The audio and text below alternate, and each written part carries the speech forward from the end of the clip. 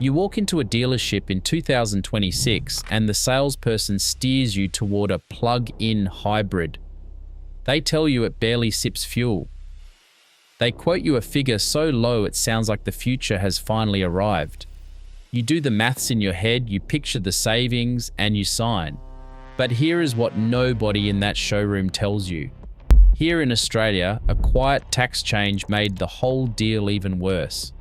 Now, I am not here to tell you that every hybrid is a bad car, because some of them are genuinely excellent. This channel exists to make sure you know the full picture before you spend your hard-earned money. So if that matters to you, hit subscribe and let us get straight into it. Let us start with the number that should be making headlines.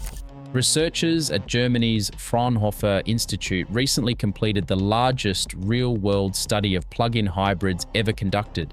We are talking about onboard fuel data pulled from 981,000 vehicles, built between 2021 and 2023. That is almost a million cars. No lab, no controlled conditions, just ordinary people driving the way people actually drive. Now here is what the manufacturers promise. On paper, many of these cars are rated at around 1.5 litres per 100 kilometres. That is the figure that sells the car. That is the number the salesperson leans on when you ask. But the real-world data told a completely different story. Those exact same vehicles averaged just over 6 litres per 100 kilometres. Let that sink in for a second. That is more than 3 times the fuel they were advertised to burn. Not 10% over, not 20%, more than 300%. And it gets worse because that puts them within a whisker of a normal petrol car, which averages around 7 litres per 100 kilometres. So the fuel-sipping miracle you were sold is, in the real world, barely better than the engine it was supposed to save you from. So why does this keep happening? Because the petrol engine kicks in far more often than the lab test ever assumes. Cold starts, highway speeds, a heavy right foot, or simply forgetting to charge the thing overnight. The moment real life gets involved, that combustion engine takes over. And when it runs, it works harder, because now it is also hauling around the dead weight of a large battery pack that is barely doing its job. Now here is the part that matters most if you are shopping in Australia, and almost nobody is saying it plainly. For a few years, the real reason plug-in hybrids sold so well here had nothing to do with fuel at all. It was tax. Under the electric car discount, a plug-in hybrid taken out on a novated lease could be exempt from fringe benefits tax, and that could strip 30 to 40% off the cost of the car. For a huge number of buyers, that exemption was the entire deal. But on the 1st of April 2025, that door quietly closed. Plug-in hybrids are no longer treated as low-emissions vehicles under the tax rules, which means any new plug-in hybrid lease no longer gets that exemption. Only fully electric cars still qualify. And in the single month before the deadline, sales of plug-in hybrids spiked by almost 400% as buyers scrambled to lock it in. Now think about that.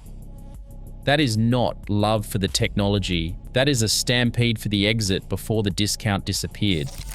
And this is where the smart money in Australia is already moving, because the one group of cars that kept that exemption is fully electric vehicles.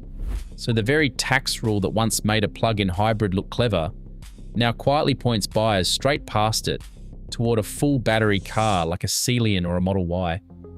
The government is no longer sitting on the fence here. It is actively nudging you to skip the plug-in hybrid step altogether. So think about what that actually means for you today.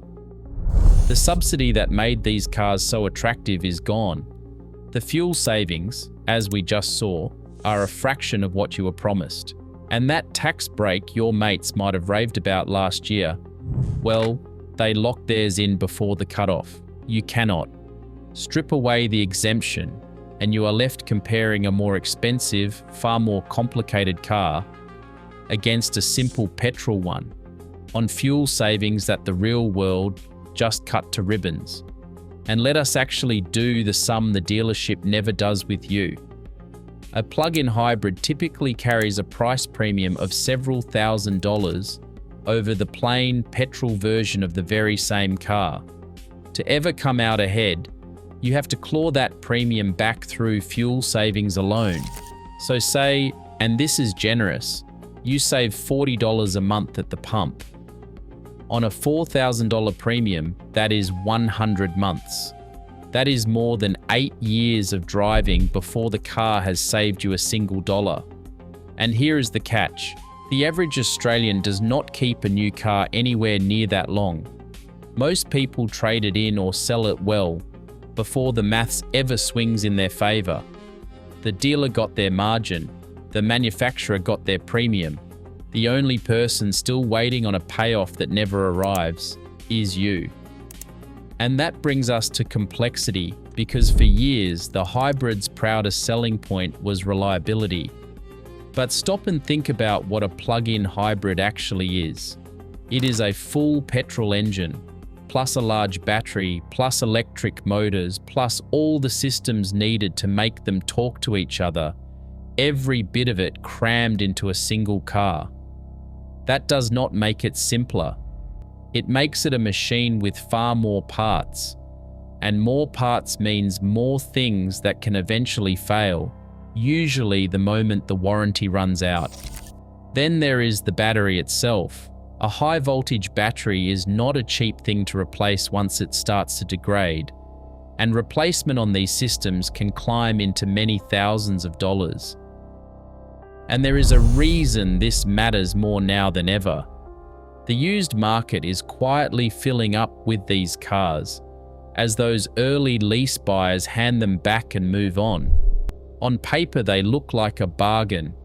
Lower price, low kilometers, clean history. But a plug-in hybrid battery only carries a warranty window, and once a car falls outside it, that protection is gone, and the risk shifts entirely onto you. So if you are buying a used plug-in hybrid, especially one with high kilometers already on the clock, understand exactly what you are buying. You are not just buying a car, you are inheriting whatever life is left in that battery, and the bill that lands when it finally gives up. Before you get seduced by a used one that looks like a steal, ask the one question the listing never answers. How much life is actually left in that battery, and who pays when it runs out? Now put all of these forces together: weaker real-world savings, the loss of that tax break, and a used market waking up to both. You can see exactly where this pushes resale value. As more buyers understand this, demand for used plug-in hybrids softens, and softer demand means faster value loss. Buy one today at a premium, hold it 3 or 4 years, and you could very well be the one absorbing that drop, while the person who sold it to you already walked off with their margin locked in. So where does all of this leave you? If you are looking at a standard self-charging hybrid, something like a RAV4 hybrid or a Camry hybrid, you drive mostly in the city and you plan to keep the car for years, then honestly, the case can still stack up nicely. Those are proven, sensible vehicles. But if you are being pushed toward a plug-in hybrid on the strength of a fuel figure that a near-million car study just demolished, and a tax break that no longer even exists, then stop and run your own numbers first. Price in the higher purchase cost, price in the battery, and if it is a used one with serious kilometers, get a proper battery health check done before you sign a single thing, because that cost is coming, and it should never have to land on you. The plug-in hybrid is not dead, but the blind faith in the hype has to end.